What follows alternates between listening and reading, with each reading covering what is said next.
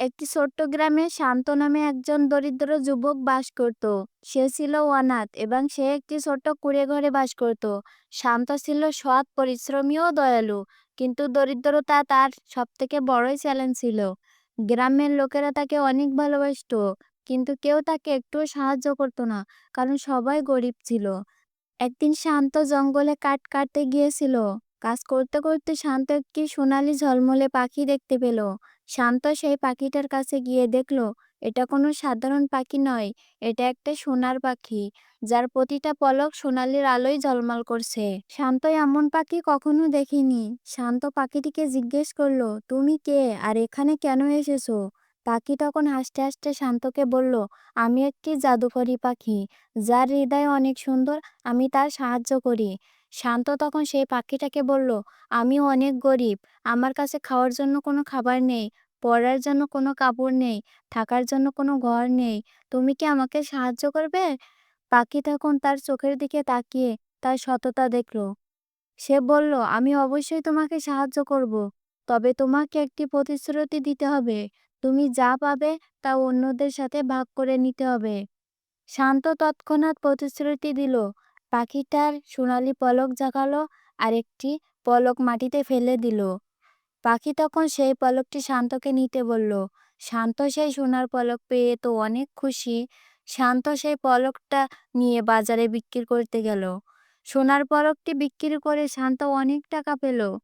সেই টাকা দিয়ে শান্ত নিজের জন্য খাবার ও কাপড় কিনলো, আর বাকি যে টাকাগুলো ছিল সেগুলো গ্রামের অসহায় গরিব মানুষদের মাঝে বিলিয়ে দিল। গ্রামের সব মানুষগুলো এখন শান্তকে আগের থেকেও বেশি ভালোবাসতে শুরু করলো। কয়েকদিন পরে সেই সোনালী পাখিটি আবার আসলো শান্তর কাছে। এবার সে দুইটি পালক দিল এবং বলল, তোমার সততা আর অন্যদের সাহায্য করার অভ্যাস থেকে আমাকে মুক্ত করেছে, এটি তোমার পুরস্কার। শান্ত দুটি পালক বাজারে বিক্রি করলো আর সেই টাকা দিয়ে গ্রামে একটি ভীষণ বড় কুয়া খনন করলো, যাতে গ্রামের লোকেরা বিশুদ্ধ পানি পান করতে পারে। শান্তর উদারতার জন্য লোকেরা সবাই শান্তকে সম্মানের চোখে দেখতে লাগলো। এখন শান্তর নাম শুধু একজন গরিব যুবকই নয়, বরং একজন সত্যিকারের ভালো মানুষ। কয়েকদিন পরে সেই পাখিটা আবার আসলো আর শান্তকে বলল, শান্ত, তোমার উদারতার কারণে আমি নিশ্চিত হলাম যে তুমি একজন সৎ মানুষ। আমি এখন তোমাকে আরো একটি উপহার দিব। এই বলে সে আবারও একটি পালক মাটিতে ফেলে দিল। শান্ত তখন সেই পলক বাজারে বিক্রি করে গ্রামে একটি বিদ্যালয় তৈরি করলো, যাতে করে গ্রামের শিশুরা বিদ্যা অর্জন করতে পারে। যে শিশুরা আগে এদিকে ওদিকে ঘোরাফেরা করত, সেই শিশুরা এখন পড়াশোনা শুরু করলো। শান্তর প্রচেষ্টায় গ্রামের পরিবেশ বদলে গেল। পাখি যখন আসতো তখন শান্তকে উপহার হিসেবে সোনার পালক দিয়ে যেত, আর শান্ত সেই পালক বিক্রি করে গ্রামের মানুষদের সাহায্য করত। গ্রামের অসহায় মানুষদের সাহায্য করতে পেরে শান্ত ও নিজেকে ভাগ্যবান মনে করত। একদিন সোনালী পাখি শান্তকে জিজ্ঞেস করলো, তুমি যে আমার কাছ থেকে অনেকগুলো সম্পদ পেয়েছো, সেগুলো তুমি সবসময় অন্যদের সাহায্য করার জন্য ব্যয় করেছো, কখনো তো নিজের প্রয়োজনের কথা ভাবনি? শান্ত তখন হেসে বলল, অন্যকে সাহায্য করতে পেরে আমিও অনেক আনন্দ পাই। আমার কোনো কিছু পেয়ে যদি অন্য কোনো মানুষ খুশি থাকে, তাহলে সেটা আমি নিজের খুশি হই আর শান্তি পাই। পাখি শান্তর কথা শুনে শান্তর পাশে একটি ঝলমলে ঘন্টা রেখে দিল। তারপর বলল, এই ঘন্টাটি শুধুমাত্র তোমার জন্য। যখনই কোনো কিছু প্রয়োজন হবে তখন তুমি এই ঘন্টাটি বাজাবে আর তোমার সমস্যার সমাধান হয়ে যাবে। শান্ত তখন এই ঘন্টা নিজের কাছে রাখলো আর মনে মনে বলল, তো এই ঘন্টাতে আমি তখনই বাজাবো যখন কোনো মানুষ বিপদে পড়বে, কোনো মানুষের কোনো কিছু প্রয়োজন হবে। গ্রামের পরিবেশ আগের থেকে অনেক সুন্দর হয়ে গেছিল। গ্রামের সবাই শান্তকে আগের থেকে বেশি সম্মান করতে লাগলো। তার উদার মন আর সাহায্যের কথা দূর দূরান্ত পর্যন্ত ছড়িয়ে পড়ল। একদিন শান্ত ভাবলো সে পৃথিবীটাকে আরো কাছ থেকে দেখবে এবং নতুন অভিজ্ঞতা সংগ্রহ করবে। কিছু প্রয়োজনীয় জিনিস নিয়ে সে যাত্রায় বেরিয়ে পড়লো। যাত্রা করতে করতে সে একটি রাজ্যে এসে পৌঁছালো। এত সুন্দর রাজ্যের পরিবেশ থেকে শান্ত মনে করেছিল এখানকার মানুষগুলো অনেক সুখী হবে, কিন্তু শহরের বাজার আর মানুষের জীবনযাপন দেখে শান্তর মন অনেক ব্যথিত হয়ে উঠল। মানুষ ক্ষুধা আর দরিদ্রতায় জর্জরিত ছিল। শিশুরা অপুষ্টিতে ভুগছিল, কৃষকরাও অনেক দুঃখে ছিল, ব্যবসায়ীরা ঋণের বোঝা চাপা পড়েছিল। শান্ত সেখানকার মানুষদের সাথে কথা বলে বুঝলো এই সমস্যার মূল কারণ হলো রাজা। রাজা বৃদ্ধ হয়ে গেছিল, কিন্তু তার স্বভাব ছিল অহংকারী আর নিষ্ঠুর। সে শুধু নিজের ঐশ্বর্যের জন্য প্রজাদের কাছ থেকে ভারী অঙ্কের কর নিত। প্রজাদের অবস্থার প্রতি তার কোনো মাথা ব্যথা ছিল না। শান্ত যখন রাজপ্রাসাদের কাছে পৌঁছালো, তখন দেখলো রাজপ্রাসাদের প্রতিটা দেয়াল স্বর্ণ দিয়ে তৈরি, আর রাজপ্রাসাদের দরজাগুলো অপরূপ মনোরম পরিবেশ দিয়ে তৈরি। এর ভিতরেও অনেক সুন্দর মনোরঞ্জন করার পরিবেশ ছিল। কিন্তু শান্ত চিন্তা ছিল এটাই, যে এত ধনী রাজ্য থাকা সত্ত্বেও এখানের প্রজারা কেন ক্ষুধার্ত। এই যাত্রায় তার বন্ধু সোনার পাখিও তার সঙ্গে ছিল। পাখি তখন শান্তকে বলল, প্রাসাদের ভিতরে চলো, আমি তোমাকে সবকিছু দেখাবো, যা তোমার প্রশ্নের উত্তর দিবে। সোনালী পাখি জাদুকরি ডানা দিয়ে শান্তকে প্রাসাদের ভিতরে পৌঁছে দিল। প্রাসাদের ভিতরে শান্তর দেখা হলো রাজকুমারী শান্তার সাথে। সে ছিল এই রাজ্যের একমাত্র উত্তরাধিকারী। রাজকুমারী ছিল তার বাবার থেকে সম্পূর্ণ আলাদা। সে প্রচণ্ড দয়ালু এবং উদার মনের ছিল। রাজকুমারী প্রায় গোপনে রাজপ্রাসাদের গোপন দরজা দিয়ে রাজ্যের প্রজাদের সাহায্য করতে যেত, কিন্তু রাজা তাকে কঠোরভাবে প্রজাদের কাছ থেকে দূরে থাকার নির্দেশ দিয়েছেন। রাজকুমারী সবগুলো কথা শান্তর সাথে খুলে বলল। শান্ত ও তার গ্রামের সেখানের পরিবর্তনের সবগুলো কথা রাজকুমারীকে বলল।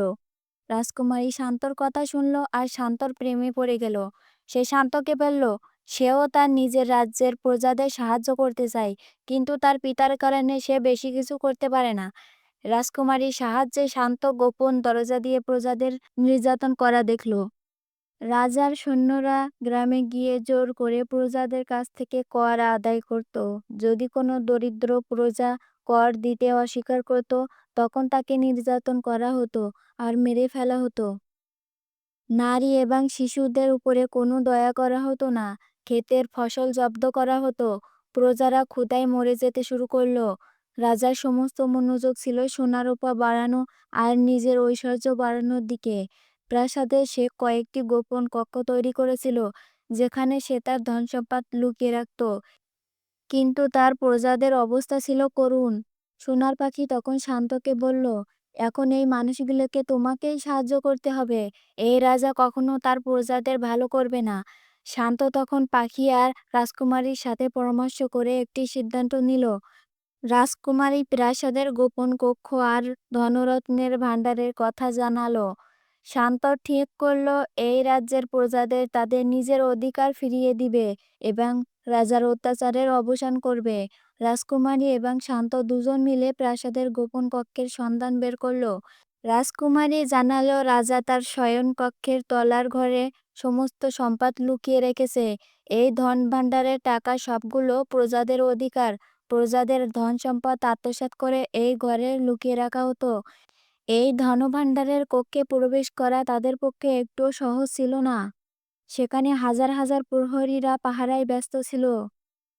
শান্ত মনে মনে ভাবল, এই ধনভাণ্ডার সবকিছু প্রজাদের অধিকার, এটি প্রজাদের মাঝে ফিরিয়ে দিতে হবে, কিন্তু সাবধানে কাজ করতে হবে যাতে রাজ্যের কেউ বুঝতে না পারে। সোনার পাখি তার জাদুকরি পলকের উপরে রাজকুমারী ও শান্তকে বসিয়ে ধনভাণ্ডারের ঘরে পৌঁছাতে সাহায্য করলো। তারা দুজন এই ঘরের মধ্যে প্রবেশ করে দেখল ঘরের মধ্যে সোনা রূপা হীরা জহরাতে ভরা। শান্ত এগুলো দেখে প্রচণ্ড রেগে গেল। রাজ্যের প্রজাদের ক্ষুধার্ত রেখে রাজা নিজেই ঐশ্বর্য উপভোগ করেছে। সোনার পাখি পরামর্শ দিল, এই ধনভাণ্ডার ধীরে ধীরে বাহিরে নিয়ে যেতে হবে আর প্রজাদের মাঝে বিলিয়ে দিতে হবে, কিন্তু রাজাকে এ বিষয়ে কিছু জানাতে দেওয়া যাবে না। রাজকুমারী ও শান্ত কিছু কিছু ধন সম্পদ সেখান থেকে লুকিয়ে বের করে প্রজাদের মাঝে বিলিয়ে দিতে শুরু করলো। তারা প্রথমে কৃষকদের সাহায্য করলো, যাদের ফসল নষ্ট হয়ে গিয়েছিল। রাজকুমারী তার দাসীদের মাধ্যমে খাদ্যশস্য পৌঁছে দিতে লাগলো প্রজাদের কাছে। প্রজারা বুঝতে পারল গোপনে তাদের কেউ সাহায্য করতেছে। শান্ত গ্রামে গিয়ে মানুষদেরকে সংগঠিত করতে লাগলো। সে তাদের শিখিয়ে দিল, সবাই মিলে নিজেদের অধিকারের জন্য রাজার বিরুদ্ধে লড়াই করবে। ধন ভাণ্ডারে কমতি আর প্রজাদের হুঙ্কারে রাজাকে চিন্তায় ফেলে দিল। রাজা তার সৈন্যদেরকে হুকুম করল, তলার ঘর ও প্রাসাদের প্রতিটা কোনায় কোনায় যেন তল্লাশি নেয়। কিন্তু রাজকুমারী আর শান্ত জাদুর পাখির সাহায্যে সৈন্যদের চোখ ফাঁকি দিয়ে তলার ঘরে পৌঁছে গেল। রাজার ধীরে ধীরে সন্দেহ হতে লাগলো, কেউ প্রাসাদের ভিতর থেকে প্রতারণা করতেছে। সে তার রাজকন্যার উপরে নজর রাখার জন্য গুপ্তচর নিযুক্ত করলো। একদিন রাজা রাজকুমারীকে একা ডাকলো আর কঠোরভাবে জিজ্ঞাসা করলো, তুমি কি আমার বিরুদ্ধে ষড়যন্ত্র করতেছো? আমাকে সত্যি করে বলো। রাজকুমারী সাহসের সাথে উত্তর দিল, বাবা, এই ধন ভাণ্ডার আপনার নয়, এটি প্রজাদের অধিকার। যদি আপনি প্রজাদের সেবা না করতে পারেন তবে আমাকে বাধা দেওয়ার চেষ্টা করবেন না। রাজা একথা শুনে রেগে গেল আর রাজকুমারীকে বন্দি করার নির্দেশ দিল। কিন্তু রাজকুমারী আগে থেকেই জাদুর পাখি ও শান্তর সাথে আরও একটি পরিকল্পনা করে রেখেছিল। শান্ত জাদুর পাখির সাহায্যে গ্রামের সব প্রজাদের একত্রিত করলো আর রাজার বিরুদ্ধে যুদ্ধ ঘোষণা করে দিল। শান্ত সবাইকে বুঝালো, সবাই যদি একত্রিত হয় তাহলে রাজার বিরুদ্ধে যুদ্ধে জয়ী হতে পারবে। শান্ত সবাইকে বলল, রাজার ভাণ্ডারে যতগুলো স্বর্ণ ভাণ্ডার আছে সবগুলো তোমাদের সম্পদ, সেগুলোকে ফিরিয়ে নিয়ে আসতে হবে। প্রজারা এখন জেগে উঠেছে, তারা ঠিক করলো রাজার বিরুদ্ধে যুদ্ধ ঘোষণা করবে। শান্ত প্রতিটি গ্রাম থেকে যুবক কৃষকদের নিয়ে এসে একটি সমাবেশ তৈরি করলো। রাজকুমারী বন্দি অবস্থায় তার একজন বিশ্বস্ত দাসীর মাধ্যমে শান্তর কাছে চিঠি পাঠালেন। প্রাসাদের নিরাপত্তা ও সেনা সৈনিকদের গুরুত্বপূর্ণ সব তথ্য জোগাড় করে শান্তর কাছে পৌঁছে দিলেন। সোনার পাখি আর তার জাদুর সাহায্যে শান্তকে আরও সাহায্য করতে লাগলো। একদিন রাতে শান্ত রাজার কাছে একটি বার্তা পাঠালেন, প্রজারা এখন আর তোমার অত্যাচার সহ্য করবে না। যদি তুমি তোমার নিষ্ঠুরতা না ছাড়ো আর এই ধনভাণ্ডার ফিরিয়ে না দাও তবে আমরা তোমার বিরুদ্ধে লড়াই করব। রাজা এই বার্তা পড়ে ক্রোধে ফেটে পড়ল। সে তার সেনাকে প্রস্তুত থাকার নির্দেশ দিল। এই বিদ্রোহকে পিষে ফেলার জন্য পরিকল্পনা করতে লাগলো। শান্ত সব প্রজাদের যুদ্ধের কলাকৌশল শিখিয়ে দিতে লাগলো। কৃষকরা তাদের হাতে অস্ত্র তুলে নিল। গ্রামের মহিলারাও এই সংগ্রামে সাহায্য করতে এগিয়ে এলো। তারা সৈন্যদের জন্য খাবার তৈরি করত, আহতদের সেবা করত। সোনার পাখি তখন শান্তকে বলল, আমাদের এই যুদ্ধে জয়ী হওয়ার জন্য গোপন পথ বেছে নেওয়া লাগবে।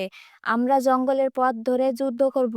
কয়েকদিন পর রাজা তার সৈন্যদের নির্দেশ দিল গ্রামের প্রজাদের উপরে আক্রমণ করতে। কিন্তু শান্ত জঙ্গলের পথ দিয়ে প্রজাদের মাধ্যমে সমস্ত সৈন্যদের আক্রমণ করল। প্রথম যুদ্ধে প্রজারা রাজার সৈন্যদের হারিয়ে দিল আর তাদের সমস্ত অস্ত্র কেড়ে নিল। এই জয় প্রজাদের যুদ্ধ করতে উৎসাহিত করল। কয়েকদিন পর শান্ত প্রজাদের নিয়ে এসে প্রাসাদে আক্রমণ করতে লাগলো। রাতের অন্ধকারে শান্ত সবাইকে নিয়ে রাজপ্রাসাদে আক্রমণ করলো। সোনার পাখি তার জাদুকরী পলক দিয়ে সমস্ত প্রজাদের লুকিয়ে রাখলো এবং শত্রুদের বিভ্রান্ত করলো। প্রাসাদের দরজায় রাজার প্রহরীরা পাহারায় নিযুক্ত ছিল। শান্ত সব প্রজাদের নিয়ে দরবারে হামলা করলো। প্রহরীরা তখন বিভ্রান্ত হয়ে পড়ল, কিভাবে তাদের সাথে লড়াই করবে। শান্ত সব প্রজাদের নিয়ে আলাদা আলাদা ভাগ করেছিল। একদল প্রজা মূল দরজায় আক্রমণ করলো, আরেক দল প্রজা পিছনে দিয়ে গোপন দরজা দিয়ে প্রাসাদের ভিতরে প্রবেশ করলো। প্রাসাদের ভিতরে প্রবেশ করতেই শান্তর মুখোমুখি হলো রাজার বিশেষ নিরাপত্তা বাহিনী। এই যুদ্ধ ছিল অত্যন্ত কঠিন। শান্ত তার সাহসিকতা ও দক্ষতা দিয়ে প্রজাদের যুদ্ধ করার মনোবল বজায় রাখল। রাজকুমারী তার সেবকদের সাহায্যে তালা ভেঙে কারাগার থেকে বের হয়ে আসলেন। রাজা তখন তার তরবারি হাতে তুলে নিল আর যুদ্ধ করার জন্য শান্তর মুখোমুখি হলো। রাজা বিরুদ্ধ হলেও তার শক্তি আর নিষ্ঠুরতা ছিল অটুট। শান্ত আর রাজার মধ্যে তখন সরাসরি যুদ্ধ হতে শুরু হলো আর এই যুদ্ধে শান্ত জয়ী হলো। শান্তর সাহসিকতা দেখে রাজকুমারী শান্তকে ভালোবেসে ফেলল। দুজনের উদ্দেশ্য ছিল এক, প্রজাদেরকে রাজার অত্যাচার থেকে মুক্ত করা। রাজকুমারী যেমন শান্তর সাহসিকতা ও প্রজাদের প্রতি উদারতা দেখে ভালোবেসেছিল, শান্তও মনে মনে রাজকুমারীর দয়ালু ও স্বচ্ছ হৃদয়ের প্রেমে পড়ে গেল। কিন্তু কেউ কাউকে বলতে পারল না। এই কথা শান্তর সোনালী বন্ধু বুঝতে পারল আর দুজনকে এক করার জন্য একটি পরিকল্পনা করলো। সোনার পাখি নিজের জাদু দিয়ে একটি সুন্দর বাগান তৈরি করলো। জাদুর পাখি শান্তকে আর রাজকুমারীকে অজ্ঞান করে সেই সুন্দর বাগানে নিয়ে আসলো। যখন দুজনের হুঁশ ফিরল তখন তারা নিজেদেরকে একটি সুন্দর বাগানের মধ্যে দেখতে পেল। রাজকুমারী তখন শান্তকে জিজ্ঞাসা করলো, আমরা এটা কোথায় এসে পড়লাম? শান্ত তখন সোনার পাখিকে জিজ্ঞাসা করলো, এটা কি তোমার কাজ? তুমি কি আমাদেরকে এখানে নিয়ে এসেছো? পাখি তখন হাসতে হাসতে বলল, হ্যাঁ, এটা আমারই কাজ। আমি তোমাদেরকে এখানে নিয়ে এসেছি কারণ তোমরা তোমাদের দুজন দুজনের মধ্যে একটি বিশেষ কিছু অনুভব করো, কিন্তু তোমরা নিজেরা সেটা প্রকাশ করতে পারছো না। বাগানের মধ্যে একটি ঝকঝকে তীর ছিল, সেখানে অনেক ফুল ফুটেছিল। জাদুর পাখি সেখানে শান্ত আর রাজকুমারীকে বসার জন্য ইঙ্গিত করলো। তারপর জাদুর পাখি তাদের দুজনকে বলল, তোমরা দুজন বিয়ে করে নাও, এই রাজ্যকে সুন্দর করে সাজাও, প্রজাদের সমস্ত দুঃখ কষ্ট দূর করে দাও। শান্ত তখন রাজকুমারীর দিকে তাকালো আর রাজকুমারীকে বলল, আমি একজন গরিব যুবক, আমার সারাটা জীবন কেটেছে দুঃখে কষ্টে, আমি কি রাজকুমারীর যোগ্য? রাজকুমারী তৎক্ষণাৎ শান্তকে বলল, তোমার সাহসিকতা, দয়ালু মন আর প্রজাদের প্রতি নিষ্ঠুর ভালোবাসা আমাকে মুগ্ধ করেছে। জাদুর ফাঁকি তখন তাদের দুজনের উপরে জাদু করল। তারপর দুজন দুজনের হৃদয়ের গভীরতা অনুভব করতে পারল। রাজকুমারী ও শান্ত দুজন দুজনকে ভালোবাসতে শুরু করলো। তারা সিদ্ধান্ত নিল তারা নিজেরা বিয়ে করে নেবে, কারণ তারা একে অপরকে ছাড়া অসম্পূর্ণ। এখন তাদের দায়িত্ব আরও বেড়ে গেল। তারা দুজন একসাথে হয়ে প্রজাদের সুখ দুঃখ নিয়ে ভাবতে লাগলো। এরপর তারা দুইজন বিয়ে করে এই রাজ্যতে সুখে শান্তিতে বসবাস করতে লাগলো। বন্ধুরা, তোমাদের যদি জাদুর পাখির গল্পটা ভালো লেগে থাকে তাহলে অবশ্যই চ্যানেলটি সাবস্ক্রাইব করে আমাদের পাশে থাকবে আর বেল বাটনটা অবশ্যই অন করে দিবে, যাতে আমরা নতুন নতুন ভিডিও আপলোড করলে তোমাদের কাছে সর্বপ্রথম পৌঁছে যায়।